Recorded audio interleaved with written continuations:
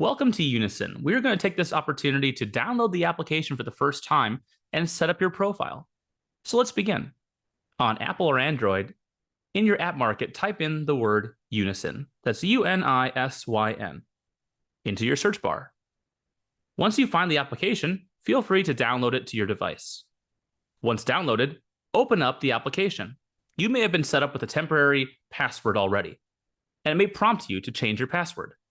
However, under the More icon in the bottom right corner of my screen, you will see I can go to my profile, and in the upper right corner of the screen, you will see a settings button. I will click on the settings button and go to change my password. Your current password may have been provided to you by a systems administrator on your end. Type in that current password and then type in the new password that you want on your device, confirm it, and save. Let's head back and view your profile. You can add a picture from your device that has already been taken, or you can take a new picture right from your phone.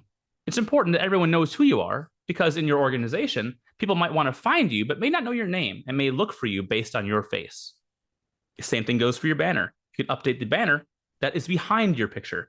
It could be something fun, something personal, a photo of your pet, a photo of your family, an inspirational quote, whatever you want. If you have other pictures you want to upload, please upload them below, just like you would on a social media application. This has been a video about setting up your profile in Unisyn.